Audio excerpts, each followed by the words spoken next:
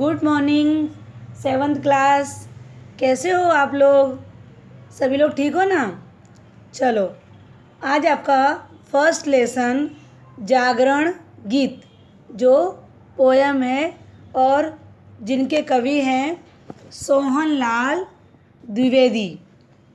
थोड़ा सा हम इनका परिचय देखेंगे कि हिंदी के प्रसिद्ध कवि सोहनलाल द्विवेदी का जन्म 22 फरवरी 1906 को उत्तर प्रदेश के फतेहपुर ज़िले में हुआ था।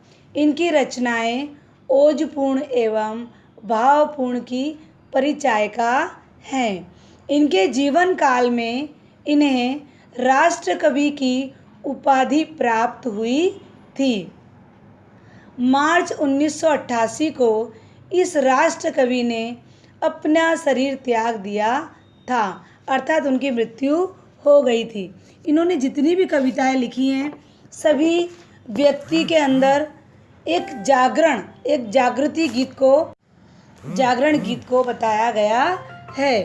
यहाँ जो कवि थे, इन कवि ने जो पोयम लिखी है जागरण गीत अर्थात जगाने, जो लोग सोए हुए हैं उन्हें जगाने के लिए इस प्रस्तुत कविता में बताया गया है। कवि कहते हैं जो लोग कल्पना में विचरण करते रहते हैं, जो लोग सपना देखते रहते हैं, वो लोग आकाश में सिर्फ ऐसे ही कल्पना में उड़ते रहते हैं, उन लोगों को इस धरती की वास्तविकता को बताने के लिए आ रहे हैं। हमेशा व्यक्ति को श्रम करते रहना चाहिए। अगर व्यक्ति श्रम करेगा तो उसको सुख का अनुभव होगा, लेकिन अगर व्यक्ति श्रम नहीं करेगा तो वो कभी भी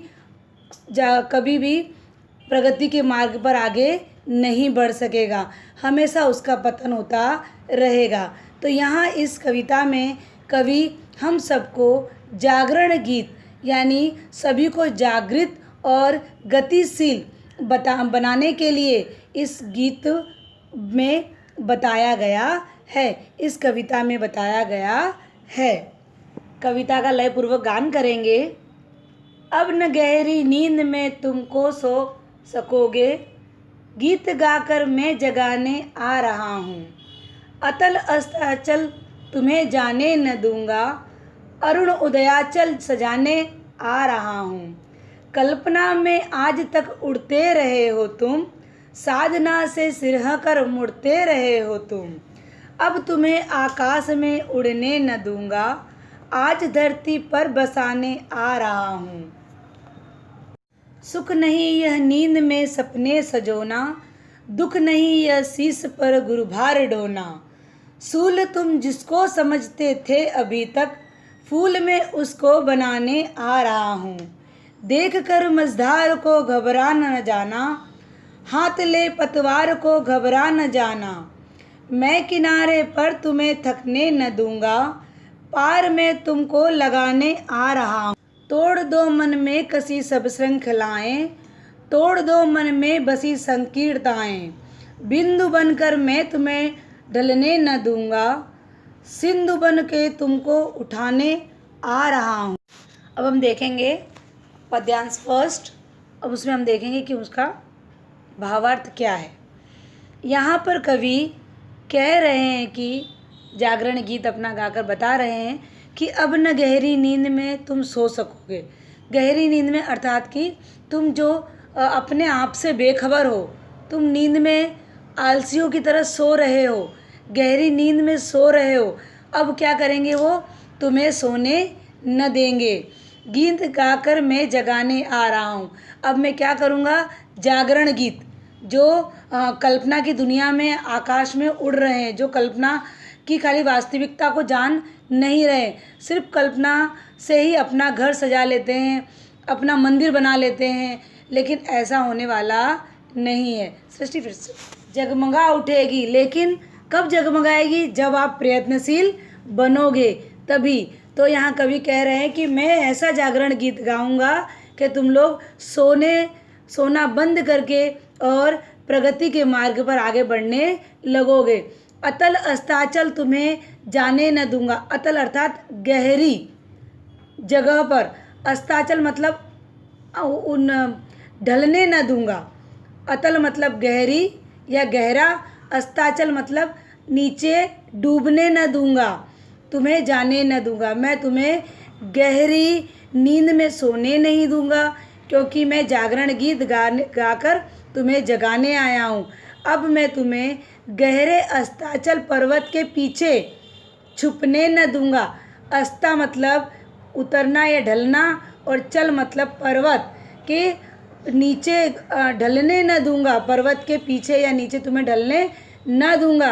अरुण उदाचल सजाने आ रहा हूँ। अरुण उदाचल मतलब कि मैं तुम्हें जिस प्रकार से सूर्य पर्वत के पीछे से सूर्य उगता है और उगने पर उसके जो प्रकाश की जो किरणें हैं वो चारों तरफ फैलती हैं, उसी प्रकार से मैं भी तुमको जगाकर तुम्हें प्रगति के मार्ग पर आगे बढ़ने के लिए प्रेरित करूँगा। और इस प्रकार से मैं तुम्हें जागरण गीत गाकर आगे बढ़ने के लिए बताने आया हूँ। कल्पना में आज तक उड़ते रहे तुम। कल्पना मतलब सपनों की दुनिया में तुम खूब उड़े। तुमने सपने देख देख के कि मैं आज ये कर लूँगा, मैं आज वो कर लूँगा, लेकिन वो सिर्फ सपना था। सपना कब साकार होता है? जब हम प्रयत्नशील, मेहनती बनते हैं, दृढ़ निश्चयी बनते हैं, तभी हम कल्पना की दुनिया से बाहर निकलकर वास्तविक दुनिया में आ सकते हैं। साधना से सिहर कर, साधना मतलब अभ्यास से, सिहर कर मतलब डर कर, मुड़ते रहे तुमको अभ्यास करना नहीं आए, तुमने मेहनत करना नहीं सीखा और डरते रहे, घबराते रहे, कांपते रहे। लेकिन ऐसा नहीं होना चाहिए। तुमको उस परिस्थिति का, उस दुख, वो जो भरी हुई परिस्थिति है, उसका तुम्हें सामना करते रहना चाहिए। अब तुम्हें आकाश में उड़ने न दूंगा। अब तुम्हें पर लगा कर कि हाँ मैं पंछी बन गया और आकाश में उड़ने लगा हूँ, मैं सबसे ऊपर हो गया हूँ, तो वो तुम्हें मैं उड़ने नहीं दूंगा। आज धरती पर बसाने आ रहा, आज तुम्हें इस धरती की वास्तविकता से मैं तुम्हें परिचित कराने आ रहा हूँ। सुख नहीं यह नींद में सपने सजोना। आप समझ रहे हो कि मैं बहुत सुखी हो गया हूँ। नींद में तुमने काल्पनिक सपनों को सजो लिया है, तो वो सही नहीं है। दुख नहीं यह शीश पर गुरु भार डोना। और ये दुख भी नहीं है कि तुम्हारे जीवन में, तुम्हारे शीश पर, तुम्हारे सर पर बहुत सारा दुख आ गया है। गुरु अर्थात जीवन में, और शीश मतलब सिर के ऊपर बहुत सारा दुख आ गया है, तो तुम बहुत दुखी हो गए हो, रोने लगे हो, सब काम काज छोड़कर बैठ गए हो, तो ये भी सही नहीं है। सूल तुम जिसको समझते थे अभी तक, तुम्हारे वास्तविक जीवन में, यथार्थ जीवन में तुम सोचते हो कि हमारे ऊपर बहुत सारा दुख आ गया है, तो दुख को तुम कांटों की तरह समझकर उस दुख का सामना नहीं कर पा रहे हो, तो वो सही नहीं है। फूल मैं तुमको बनाने आ रहा हूँ, और मैं क्या करने आ रहा हूँ कि उसके प्रति जो तुम जिसे दुख समझते रहे हो, तो दुख अगर आपके जीवन में आ गया तो समझो आप दुखी हो गए हो, आप किसी काम के लायक नहीं रह गए हो। नहीं, उसका सामना करना है आपको, और जीवन में कितना भी दुख आ जाए, हर दुख का सामना करते रहना चाहिए। यहाँ पर कवि कह रहे हैं, जिसे तुम कांटे समझ रहे हो, जिसे तुम दुख समझ रहे हो, वह जिन सच्चाइयों, वास्तविकताओं तथा यथार्थ जीवन को तुम कांटे समझ रहे हो, हकीकत में वो कांटे नहीं है। उसका नज़रिया बदलने में आ रहा हूँ। फूल में उसको बनाने आ रहा हूँ, मतलब जिसे तुमने कांटे समझ लिया, वो नज़रिया बदल के मैं आपको बताना चाहता हूँ, ये दुख नहीं है, ये कांटे नहीं, ये क्या है? ये आपके फूल हैं, जिससे आप और भी मेहनती, और भी जीवन के साथ संघर्ष करने के लिए तैयार रहोगे। देखकर मझधार को घबरा न जाना। देखकर मझधार अर्थात जो नदी के बीचों बीच का जो पानी होता है, जब हमारी नाव चलती है तो हम उस पानी को देखकर एकदम घबरा जाते हैं, तो वो मझधार है जो बीच में नाव हमारी फंस जाए और हम एकदम पानी देखकर, समुद्र में पानी देखकर घबरा जाए। तो देखकर मझधार को घबरा न जाना। ऐसी अगर परिस्थिति आती तो उसे घबराना नहीं है, उसका सामना करना। हाथ ले पतवार को घबरा न जाना। हाथ में ले पतवार अर्थात जो हमारे हाथ, जो नाव होती है, और नाव पर एक लकड़ी होती है, तिकोनी आकार की लकड़ी होती है, जिससे हम क्या करते हैं, पानी को आगे की ओर ढकेलते हैं, जिससे हमारी नाव चलती है। तो पतवार को लेकर घबरा मत जाना, आप उसको संघर्ष करते रहना, जल्दी जल्दी पानी उस लकड़ी से निकालते रहना। अपने आप आपको सामने सफलता प्राप्त लगेगी, दिखेगी। मैं किनारे पर तुम्हें थकने न दूंगा। और जब आपने उस परिस्थिति का सामना करते करते एकदम किनारे पे आ गए, तो उस किनारे पे मैं तुमको थकने नहीं दूंगा, तुमको टूटने नहीं दूंगा, पार में तुमको लगाने आ रहा हूँ। और जब आप नदी के किनारे तक आ गए हो, तो मैं आपको आपकी हिम्मत बढ़ाने के लिए मैं तुम्हारे पास आ रहा हूँ। कवि कह रहे हैं, तोड़ दो मन में कसी सब श्रृंखलाएं। श्रृंखला अर्थात कड़ी, जो कड़ी होती है, कड़ी अर्थात जो लोखंड की ऐसी जंजीर होती है, उसे कहते हैं श्रृंखलाएं। कि तोड़ दो सब श्रृंखलाएं, मन में बंधी हुई सारी जंजीरें तोड़ डालो। एक भी ऐसी जो जंजीर है जो तुम्हें पिछड़ा रही है, पीछे खींच रही है, तो वो जंजीरें तुम्हारे काम की नहीं है। तोड़ दो सारी जंजीरें, तोड़ दो मन में बसी संकीर्णताएं। संकीर्णताएं अर्थात छोटापन, तुच्छपन, कि छोड़ दो मन में, तुम्हारे मन में अगर कोई भी तुच्छता है, छोटापन है, तो उसे छोड़ दो। अपने मन को कैसा बनाओ? विशाल बनाओ। बिंदु बनकर मैं तुम्हें ढलने न दूंगा। एक बिंदु की तरह, अगर धरती पर एक बिंदु गिर जाता है, एक बूंद गिर जाए, तो उसका कोई अस्तित्व रहता नहीं है। तो मैं तुम्हें उस अस्तित्व को मिटाने नहीं दूंगा, एक बिंदु बनकर तुमको छोड़ने नहीं दूंगा। मैं तुम्हें क्या बनाऊंगा? सिंधु, मतलब सागर, इतना विशाल बना दूंगा, तुम्हारे व्यक्तित्व को इतना विशाल बना दूंगा कि मैं तुम्हें सागर के समान एकदम विशाल, जो लोग देखकर कहेंगे वाह क्या बात है।